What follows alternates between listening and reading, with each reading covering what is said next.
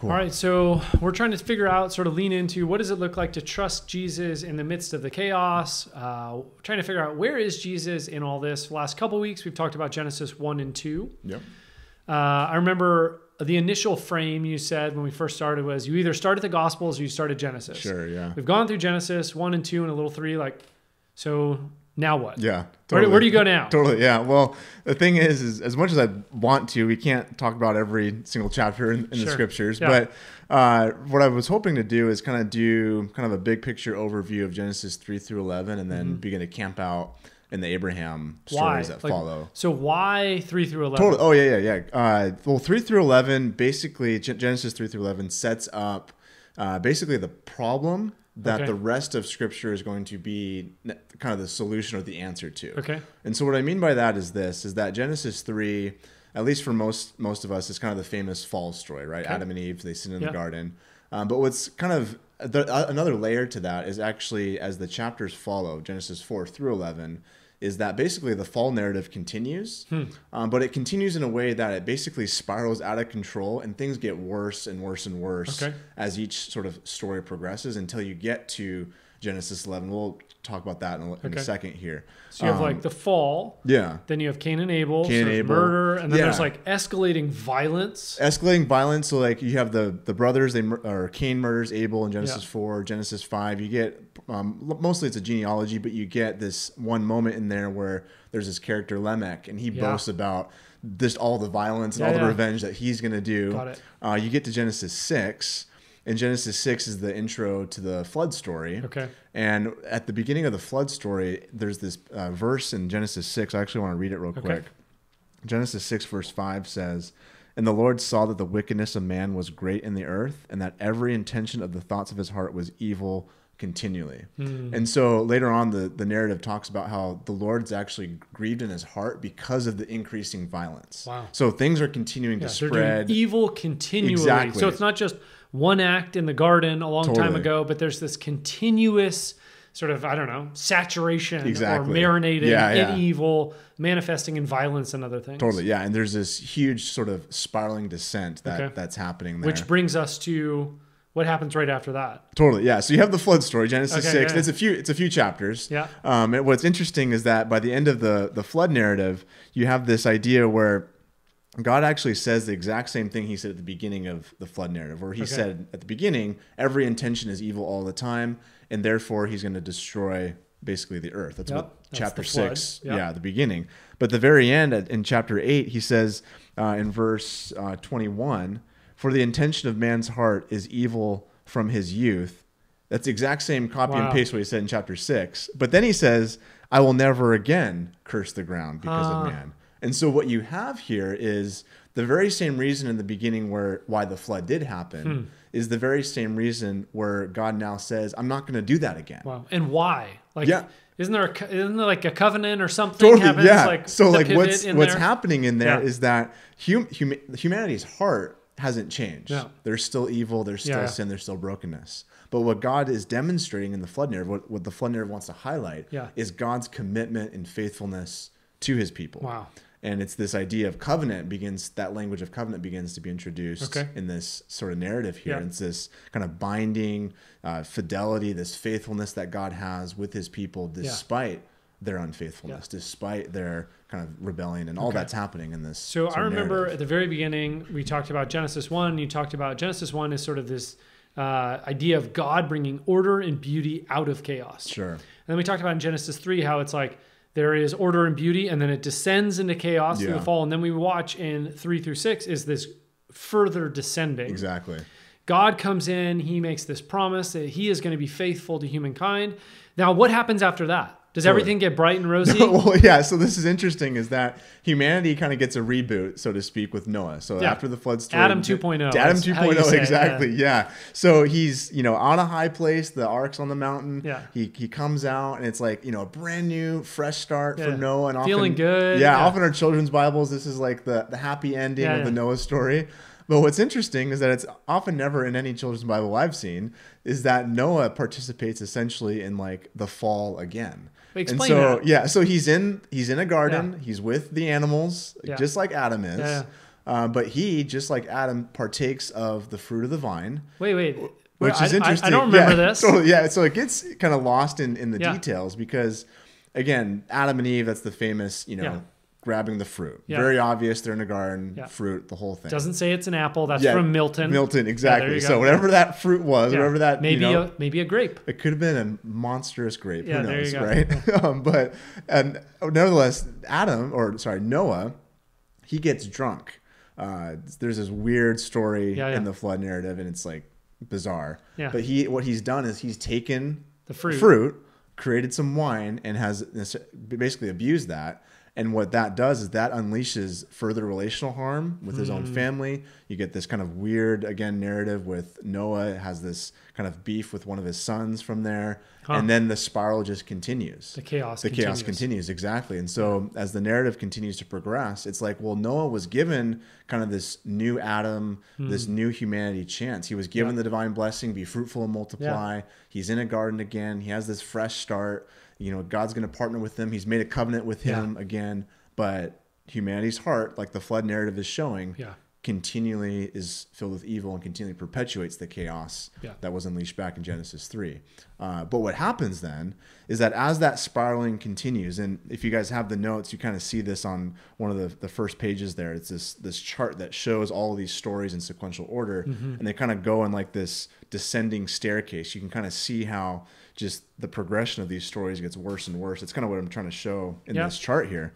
But as you kind of get down to the end of chapter 9 and into chapter 10 of Genesis, you then come to chapter 11. Yeah. And the beginning of chapter 11 is this famous story of humanity all coming together in one place. The kind of the famous, Tower of Babel story. And here's humanity. They're have this new technology, the brick, it says in Genesis 11. Yeah, he's like the brick, right? It's like now we have the iPhone, but they had the brick. And they're all coming together. And one of the key refrains in the Genesis 11 story is here is humanity wanting to, quote, make a name for themselves. And so it's all of the kind of the selfishness, all of the kind of can-do attitude, all of the wanting to achieve the greatness or whatever the case would have been on their own apart from God. And it's all of humanity coming together in one place at the Tower of Babel. Now, what's also interesting is that the Tower of Babel, that word Babel, is the same word for Babylon that gets used later on in Hebrew. It's in the Hebrew Bible. Same word, right? Yeah. So what you have is, as there's this descending progression, this spiraling out of control, all of humanity throughout various points in the narrative is moving further and further away from God until they end up in Babylon, which foreshadows, I think, the story of Israel. Israel is going to end up further and further away from God, and by the end of their history, the end of their narrative in the scriptures, they've ended up in Babylon, right? So you have all of humanity ends up in Babylon. All of Israel, most of Israel, will end up in Babylon later on in the Old Testament. And it's at this point where all of humanity has come sort of at this like negative apex, if you will. It's like this negative scene where God begins to then in the next chapter, Genesis 12, begins to pivot and the story begins to shift. Well, in Genesis, the Tower of Babel, they're trying to make a name for themselves, which also feels like an echo back to Genesis 3 with like Eve is sort of based on her own wisdom is making choices. Now they're building a tower up to the heavens as a way to like, hey, we think this is the best way to do it. We're going to make a name for ourselves. So you see this sort of, I don't know, another echo into the descending chaos. Oh, for sure. And then you have this guy named Abraham. And what's interesting and kind of a detail that gets skipped over is that as Genesis 11 ends, it mentions Abraham and his family as living in this place called Ur of the Chaldeans, which is in Babylon. Yeah. So what's going to happen is, this is very important, is that God's going to call Abraham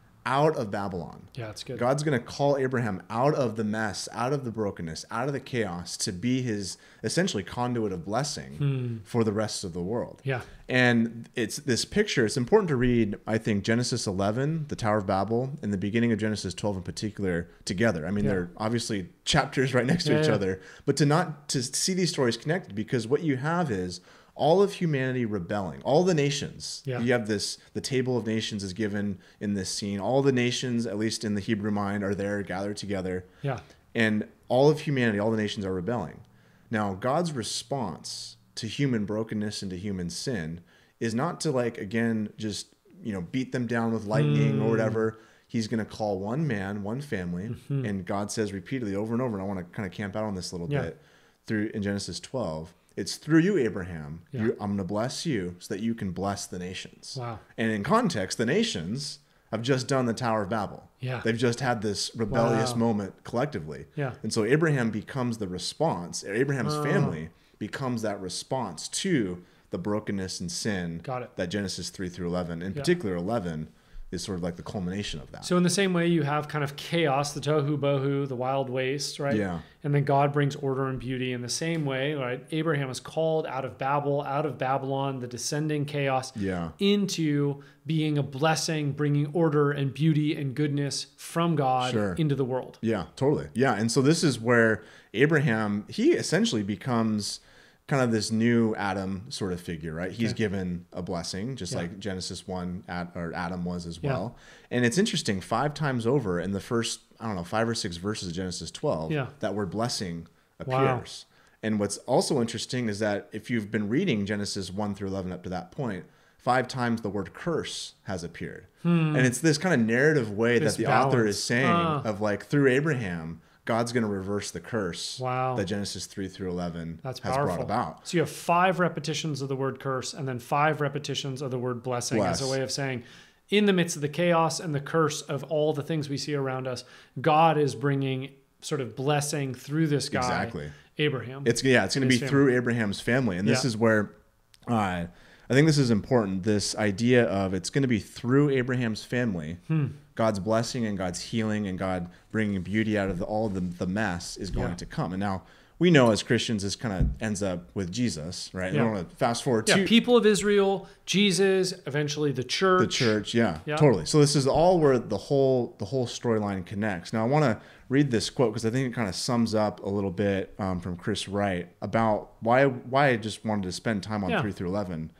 He says this. He's an Old Testament scholar. He says the whole Bible can be portrayed as a very long answer to a very simple question. What can God do about the sin and rebellion of the human race? Well, Genesis 12 through 22, so the Abraham story forward, is God's answer to the problem posed by the bleak narratives of Genesis 3 through 11. And so that's why it's important to have the background of Genesis 3 through 11 kind of floating in your head as you begin the Abraham story. So tell us a little, we've talked a little bit about Abraham is called out of Babylon, right? To be this blessing.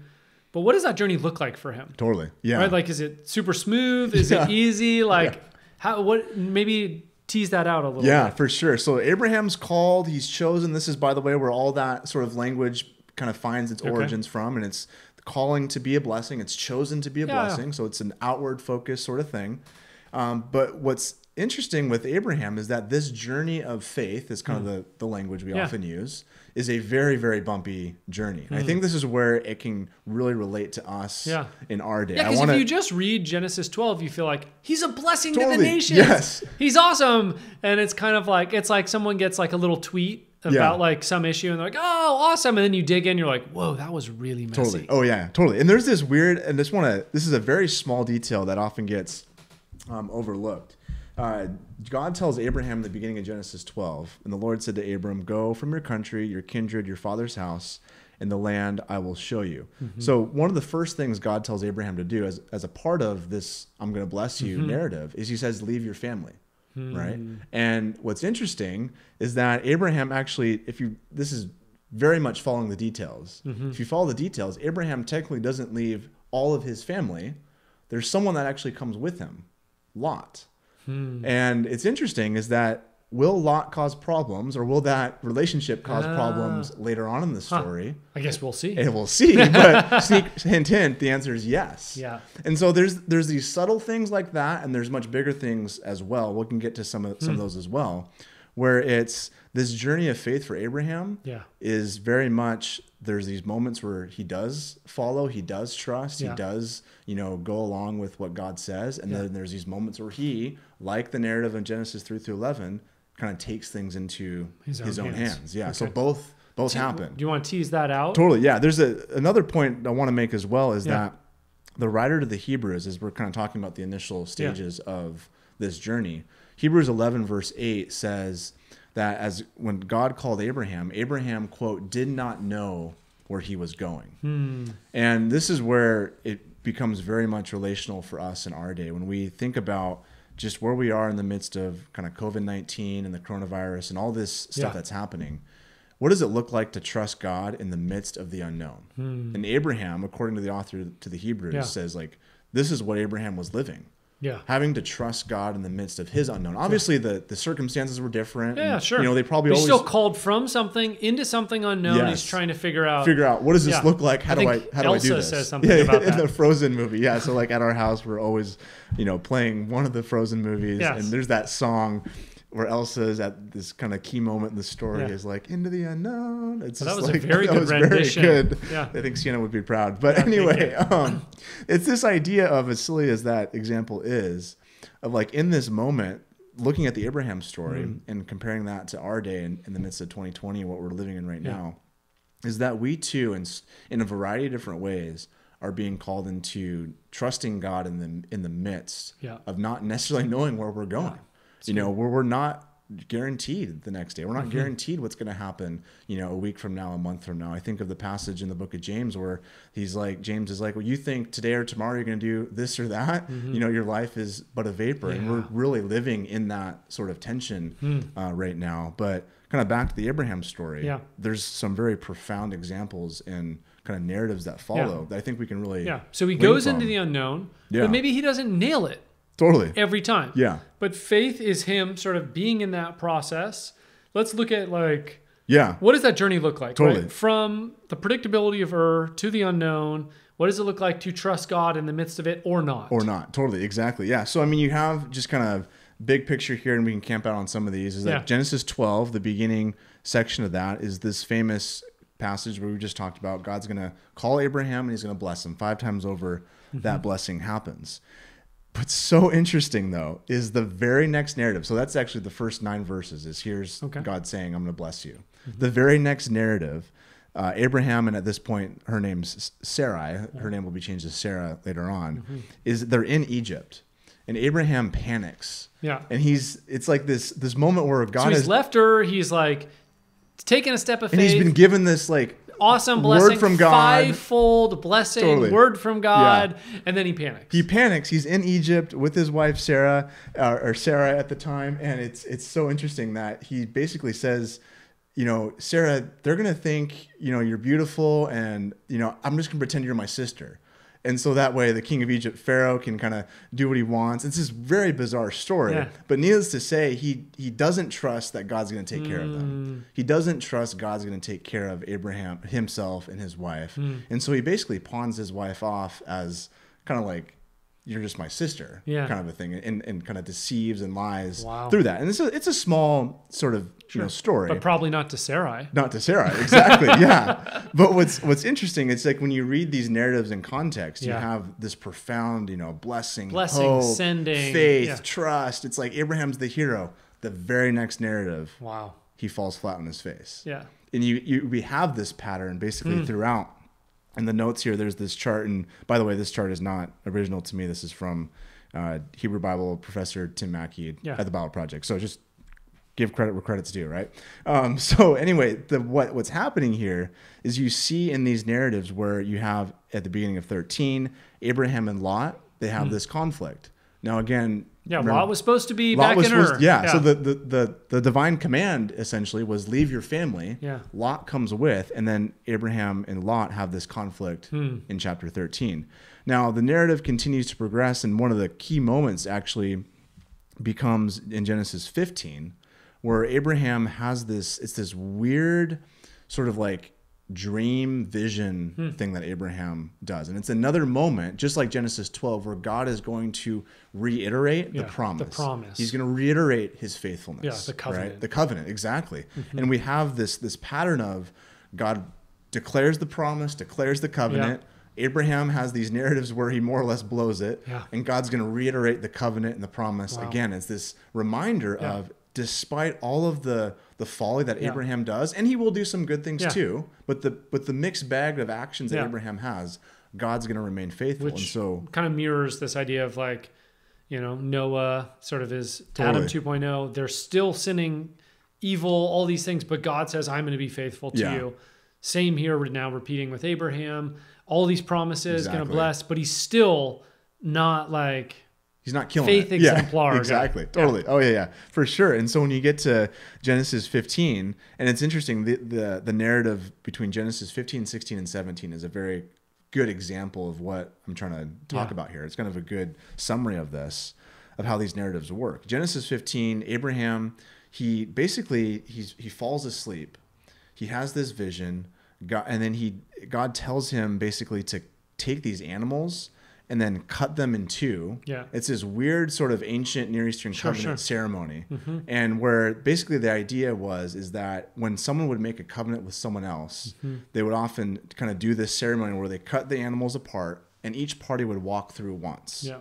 And by walking through, they were basically saying to each other, if I don't keep my end of the covenant, may my life end up like these cut up animals. May my life be torn apart. Sure. And so Abraham's in this moment and he sees God basically walk through not once for his part, but walk through twice. Yeah. And what's being signaled there in the beginning of Genesis 15 is that God's going to keep both his end of the bargain and Abraham's end of the bargain no matter what. Yeah. And it reminds us of the covenant keeping faithfulness of God despite all of the brokenness that Abraham and his family is going to continue to participate in. Yeah. Now, the very next chapter is Genesis 16. And so again, here's this high moment. The covenant is being reiterated in Genesis 15. But Genesis 16, we talked about this last week, is that it's another fall narrative where Abraham and his wife Sarah see Hagar, the slave servant, or their maidservant, takes Hagar, and Abraham does what is good in his eyes. Yeah. Repeating sort the of Genesis 3. Genesis 3 story. Genesis 3, exactly. Eve sees, takes... What's the other one?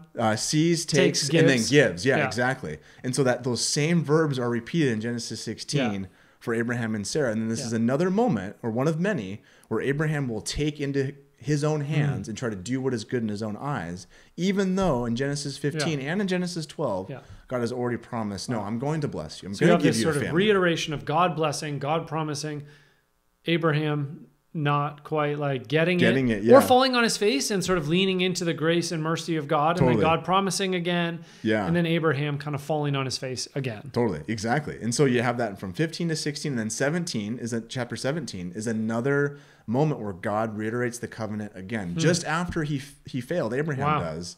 This is pretty profound. It's bookended, and these narratives are trying to tell us something. The honesty of the human condition, but also God's faithfulness.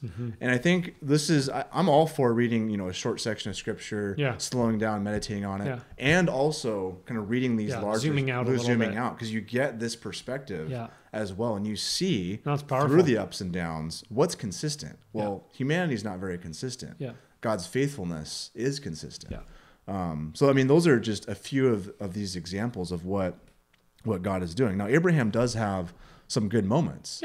There's a moment later on in Genesis 18 and into 19 where Abraham intercedes on behalf of Sodom, where there's this moment where there's this interchange where Abraham tells God, if there's 45 righteous people, will you still destroy? And it's like, and then he works down if there's one or five, I can't remember what's the bottom. I think it's like 5. It's either 5 or 10. But the point of the narrative is that here's Abraham. He is exercising his faith in line with God's heart. And he's showing, like, this is what it looks like to partner with God, to pray in line with God, to trust God, that God is a just God, that God is who he says he is. And this is a beautiful high moment. The other famous sort of high moment is Genesis 22, where it's this kind of daunting ask that God, gives Abraham, sacrifice your only son, right? And this is again after years of just waiting, and the Ishmael narrative has already happened and all that, and God asked Abraham to take his son, to sacrifice him, and it's a bizarre story, but when you read it in context, Abraham has already been given all of these choices that lead up to Genesis 22 in the Isaac story, and so at this point in the narrative, this is again God having this moment with Abraham of what's going to happen. You know, what kind of covenant partner are you going to be in this moment? And Abraham, he actually passes the test. He exercises great faith here. Yeah. And it's kind of demonstrating that I think Abraham has come a long way in the midst of this journey. In the midst of the ups and downs, his ability to trust has increased in the midst of the chaos of everyday life. Exactly. And it's this profound, I think, beautiful moment to, you know, it's one of the final sort of larger narratives of the Abraham story. Yeah. And it kind of paints this, I don't know, this stamp, if that's the right language or not. Yeah. But it kind of shows like there has been progress in Abraham's life. It's been an up and down journey, but there has been progress. And there's this beautiful line at the end of the Genesis 22 sacrificing Isaac story where Abraham says to Isaac, no, the Lord will provide. You know, or Isaac asks his father right previously, like, you know, where's the sacrifice? Where's the lamb going to be? And Abraham exercises this great moment of trust and says, you know what? God's going to provide. And I think that's a beautiful sort of place to land as followers of Jesus. Is this place of when we're in uncertainty, of coming to this moment of, you know what? God is going to provide. God is going to be there with me. God is going to meet me in those moments. And this Abraham narrative gives us a good frame to kind of see some of that. So if you were to sort of go from, right, we have Genesis 1 and 2, Genesis 3, and now we're in, you know, 3 through 22 or whatever it is. If you were going to say to the folks in the class, like, this is what I want you to really take home. Like, these are the two questions I want you to wrestle with. This is how I want you to lead in. Like, where do you hit the ground? Yeah, totally. I think let me just start with kind of one big takeaway from all the Abraham narratives and then some questions to maybe think about. I think first, just to understand when you're reading and we're seeing the Abraham narrative, it's an invitation to not just see these as stories that happened in the distant past, but to see these stories as mirrors to look at our own lives. In the midst of our unknown, in the midst of our uncertainty, seeing Abraham as someone who, yes, trusts and yes, doesn't trust at certain points. And to see that this is an invitation for us to have a deeper trust in what is consistent, God's faithfulness, God's continually always being with us, his presence with us. And to see that in the moments where Abraham does exercise great faith, and in the moments, and there's a variety of them, where Abraham does place his trust in God and does act in faith, it basically releases or unleashes, if you will, the divine blessing that God promised in Genesis 12. But when the reverse happens, and when Abraham doesn't trust, and when Abraham doesn't sort of follow what God has asked him to do or exercise great faith, you know, there's this moment where, you know what? The curses and the brokenness that gets unleashed into the world. But I think those are just important things to take away and remember with some of this. And then for us just to think about just a few questions to consider is like, you know, where are those moments in our lives, like right now, in the midst of coronavirus and COVID-19, where you're kind of placed in those moments, will you trust God or not? And to maybe sit down and slow down and reflect on, you know, God, where are you asking me into a deeper reliance on you and a deeper trust on you? Because I think for all of us, if we're honest, if we slow down enough, there's key moments that I think are being revealed in us and in our lives, especially with all the change, where God is asking us and God is inviting us into a deeper trust in him. That makes and sense. to say, and to look at the scriptures and say, you know what? God is saying to us, I am faithful. My word is, the scriptures are telling us God is faithful. Our human choices are all over the place. You know? And so there's the choice before us, you know, in those moments, in those areas of our lives, as we slow down, where are those moments?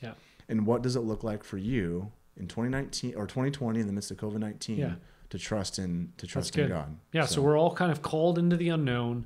Just as Abraham was, and we're called to trust in the faithful God as we go about daily life. Yeah, it's awesome. for sure. Yeah. Look forward to talking about it more. Yeah, it's going to be good. Cool. Thanks, man. Sweet.